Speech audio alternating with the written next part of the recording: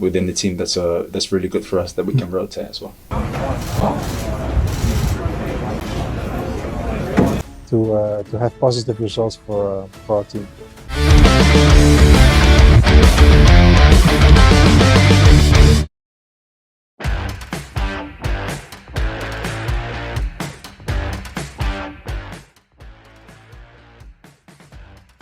Pada bulan Mei hingga Juni 2025 bakal ada agenda besar di dunia sepak bola Asia Tenggara, di mana Badan Tertinggi Sepak Bola Asia Tenggara AFF bakal mempersiapkan tim ASEAN All-Star, yakni dalam duel lawan Manchester United di Stadion Bukit Jalil, Kuala Lumpur, tepatnya pada 28 Mei mendatang. AFF sendiri telah menunjuk Kim Sang-sik sebagai pelatih tim ASEAN All-Star.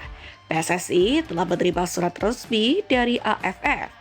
Dan AFF telah mengambil nama Muhammad Ferrari serta Asnawi Mangkualam ke skuad ASEAN All-Star. Keduanya pun bakal jadi wakil timnas Indonesia di tim asuhan Kim Sang-sik itu. Tentu Erick Thohir bakal memastikan komunikasi dengan tim pelatih timnas Indonesia yang dipimpin Patrick Kluivert terlebih dahulu. Pasalnya, agenda duel ASEAN All-Star versus Manchester United bakal bertabrakan dengan jadwal timnas Indonesia yang diketahui memiliki dua laga pamungkas di ronde ketiga kualifikasi Piala Dunia 2026. Di mana skuad Garuda bakal menghadapi China dan Jepang pada laga tersebut yang akan digelar pada 5 dan 10 Juni 2025. Merah Putih pun masih memiliki peluang lolos ke Piala Dunia 2026. Karena itulah timnas Indonesia harus fokus penuh untuk menatap dua laga tersebut.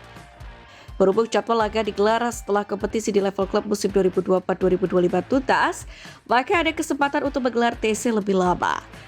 PSSI pun mengisyaratkan bahwa TC timnas Indonesia bakal digelar di Bali sebelum duel melawan Jepang dan juga China.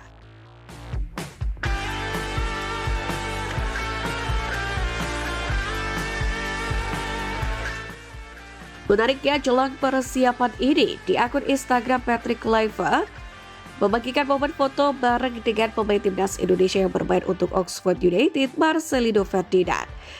Dan sendiri Patrick ditemani oleh penasihat teknis PSSI Georgie Cruyff dan asisten pelatih timnas Indonesia Denny Lanzat. Selintas, tak ada yang aneh dengan unggahan itu. Namun ketika pertandingan berlangsung, juru kamera menyorot ke tribun stadion.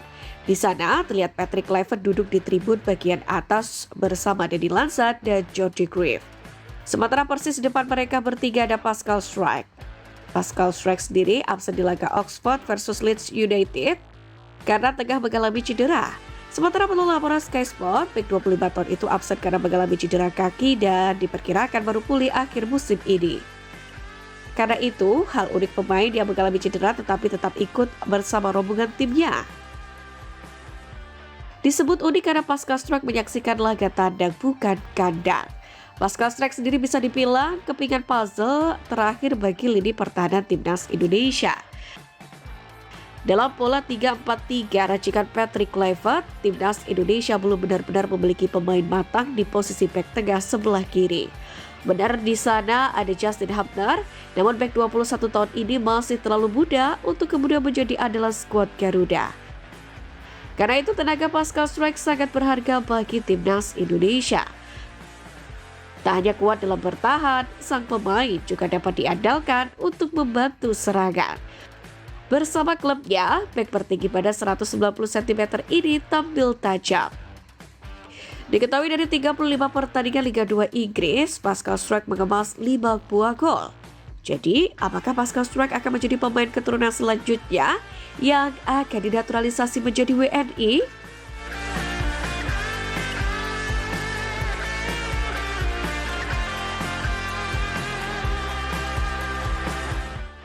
Selain itu, saat timnas Indonesia tengah bersiap menghadapi dua laga penting kontra China dan Jepang dalam kualifikasi Piala Dunia 2026. Elkan Bagot juga kembali mencuri perhatian lewat penampilan solidnya bersama Blackpool di Liga Inggris kasta ketiga. Pemain bertahan berusia 22 tahun ini menunjukkan konsistensi performa setelah sempat absen dari panggilan timnas Indonesia. Ia tampil penuh selama 90 menit dalam laga Blackpool melawan Stevenage, tepatnya pada Jumat malam, yang berakhir dengan kemenangan untuk timnya. Di tengah persiapan Patrick Kluivert membentuk skuad terbaik Garuda, Bagot pun menampilkan sinyal kuat bahwa dirinya layak untuk dipertimbangkan kembali. Kemenangan atas Steve Nash pun menjadi bukti bahwa Blackpool semakin solid di lini belakang berkat kontribusi Bagot yang tak tergantikan. Dalam laga itu, Bagot sendiri mencatat 14 sapuan dan 2 tackle bersih. Tidak hanya kuat dalam bertahan, Bagot rupanya juga aktif membangun serangan melalui umpan panjang dengan 7 percobaan dan 1 diantaranya sukses menjangkau sasaran. Catatan ini menunjukkan bahwa ia memiliki kemampuan distribusi bola yang mumpuni, sesuai dengan gaya bermain modern yang disukai pelatih-pelatih saat ini. Media lokal Inggris termasuk Blackpool Gazette pun turut memberikan apresiasi terhadap penampilan Elkan Bagot. Mereka menilai bahwa performanya layak mendapatkan rating tinggi meski baru saja pulih dari cedera. Dengan skor 7 dari media lokal dan 7,3 dari FOTMOB, Elkan menjadi salah satu pemain kunci dalam kemenangan tersebut. Performa tangguhnya pun mencerminkan kematangan permainan dan kesiapan fisik yang kembali optimal pasca cedera. Meskipun belum dipanggil kembali sejak jeda internasional Maret lalu ke timnas Indonesia, namun performa konsisten Bagot menjadi opsi menarik bagi Patrick Kluivert.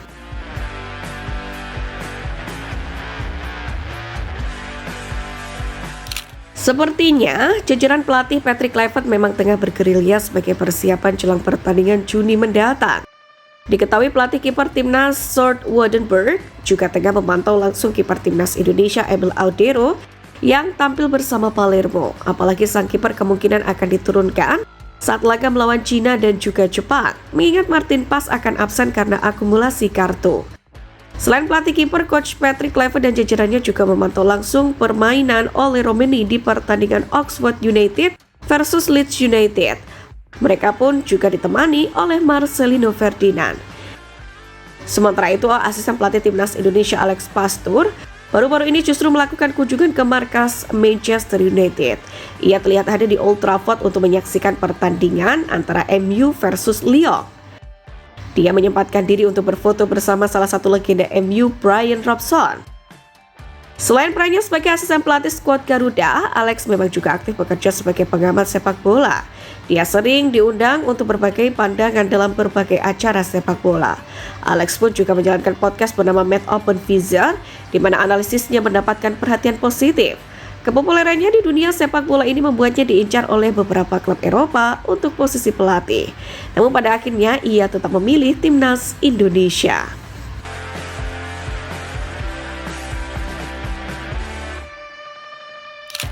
Background yang dimiliki Alex Pastoor ini tentu sangat menguntungkan timnas Indonesia.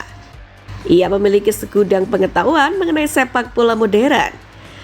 Apalagi timnas Indonesia akan menghadapi 2 laga krusial dalam upaya mereka lolos ke Piala Dunia 2026 pada Juni 2025 mendatang. Tepatnya pada 5 Juni 2025, Indonesia akan menjamu Cina di Stadion Utama Gelora Bung Karno, Jakarta. Diikuti dengan pertandingan tandang melawan Jepang pada 10 Juni 2025 di Suita City Football Stadium Suita.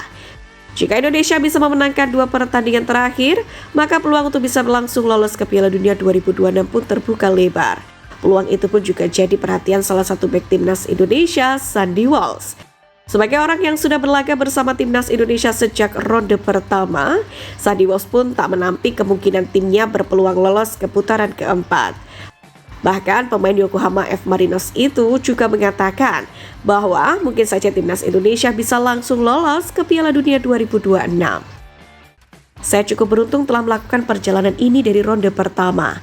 Kita sekarang bermain di ronde ketiga, punya peluang untuk lolos ke ronde 4, mungkin juga lolos langsung ke Piala Dunia 2026. Itu gila. Menurut Sandy sendiri, kesuksesan skuad Garuda juga tak terlepas dari dukungan yang diberikan oleh para supporter timnas Indonesia serta PSSI. Untuk itu, Sandy mengatakan bahwasannya Indonesia tidak perlu takut dengan ambisi untuk bisa merumput di pentas sepak bola terakbar di dunia tersebut.